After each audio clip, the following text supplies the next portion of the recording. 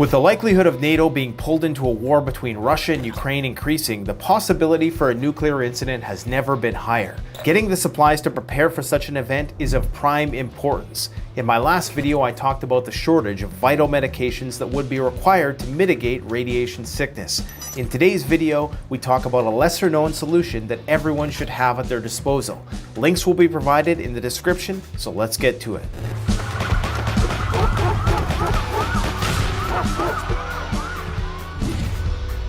Hi, Joel MD here, also known as Dr. Bones of the survival medicine website doomandbloom.net. Also the co-author of the Survival Medicine Handbook, now in its 4th edition. Given the present conflict in Europe and the possibility of others in our unstable world, it's time to take seriously the risk of a nuclear confrontation in the uncertain future.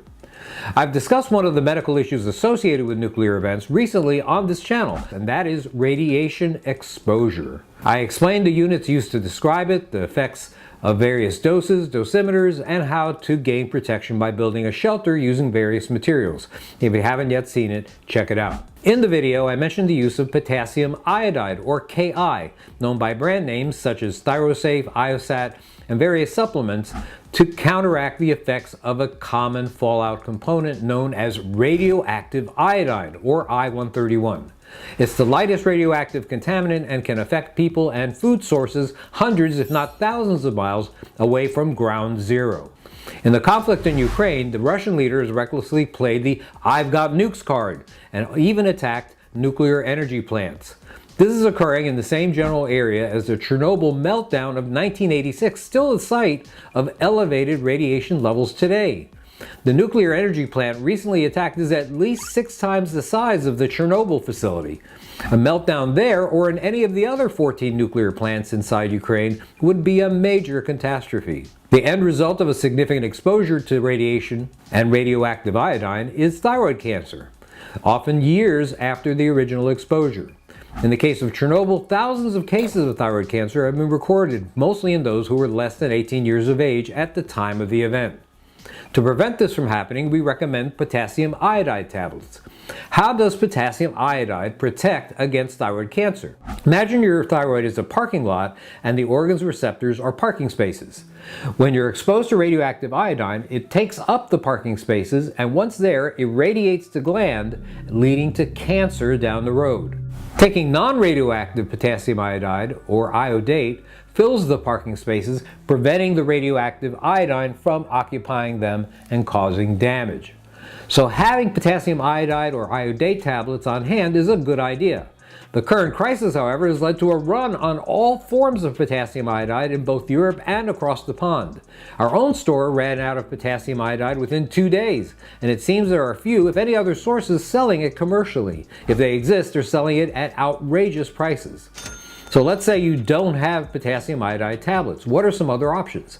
One is Lugol solution, also known as strong iodine solution. Lugol is a liquid combination of potassium iodide and iodine, first formulated in the year 1829 by, well, you guessed it, Dr. Jean Lugol.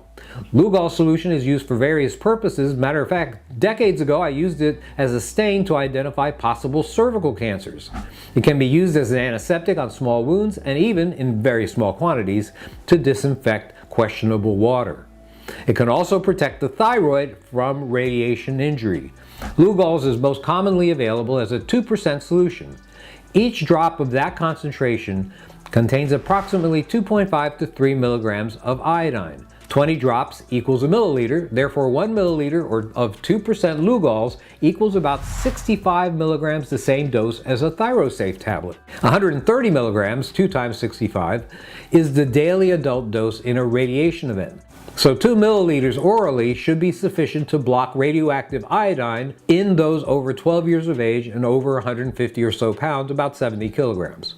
For children over the age of 3 years or adults less than 150 pounds, 1 milliliter or 65 milligrams should be sufficient as a daily dose.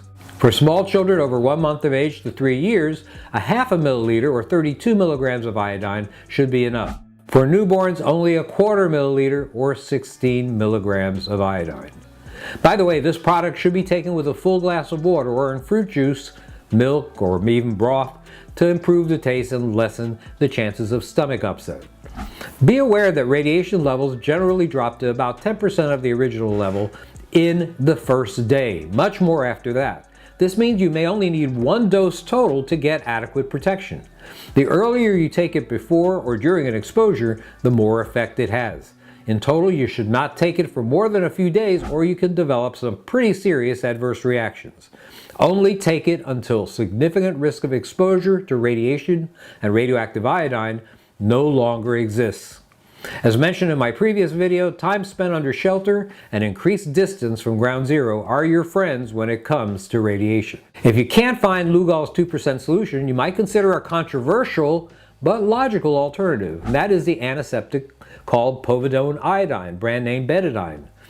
Iodine is absorbed through intact skin and wounds, and according to the Stritch School of Medicine at Loyola University, betadine solution used on the skin can contain enough iodine to help prevent thyroid uptake of radioactive iodine.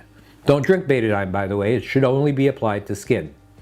According to a 1989 study published in the journal Health Physics by researchers from Hershey Medical Center, an adult could get a blocking dose of stable iodine by painting 8 milliliters of a 2% tincture of iodine on the abdomen or forearm about 2 hours prior to contamination with radioactive iodine. The study suggests that, in the absence of potassium iodine tablets, most humans would indeed benefit from topical application of tincture of iodine. 10% povidone iodine solution contains about 1% available iodine, so use double the amount, and as is absorbed more slowly by soft tissues, apply as early as possible once a radiation event is imminent. For adults, you would paint 8 milliliters of a 2% tincture of iodine, or double that of 1%, starting at least 2 hours prior to initial exposure. Now, if you're lucky, the authorities will warn you when an event is imminent. For children 3 to 18 but under 150 pounds, paint 4 milliliters of 2% iodine, double that if you have 1%. For children under 3 but older than a month, 2 milliliters of 2% is enough. For newborns up to 1 month old, half again, or just 1 milliliter. Newborns normally receive, by the way, only a single dose total. Again, stop once there is no longer a significant risk of radiation exposure. It's important to know that absorption through the skin is not as exact a dosing method as using tablets, but still should be effective for most. Also, be sure to first wash away any external contaminants on exposed skin with soap and water before application. And if a nuclear event has already occurred, perform skin decontamination and discard fallout exposed clothing. Some people have asked about iodine crystals, but it appears they vary in composition, so I can't say much about them. One thing I can say is that iodized table salt and foods rich in iodine do not contain enough iodine to block radioactive iodine and are not a substitute for Ki. I have to mention that potassium iodide only protects against thyroid cancer, not against any other cancer caused by radiation exposure. Cancers associated with high-dose gamma radiation exposure include leukemia, breast, bladder, colon, liver, lung, ovarian, and stomach.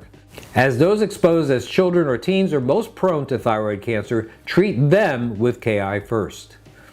There's no good housekeeping seal or FDA approval on any of the strategies that I mentioned here, so do your own research and make your own conclusions. But as survival medic, you must do what you can with what you have, where you are. This is Joe Alton, MD, that old Dr. Bones, wishing you the best of health in good times or bad. Thanks for watching. The best way to support this channel is to support yourself by gearing up at CanadianPreparedness.com, where you'll find high-quality survival gear at the best prices, no junk, and no gimmicks. Use discount code PREPPINGGEAR for 10% off. Don't forget, the strong survive, but the prepared thrive. Stay safe.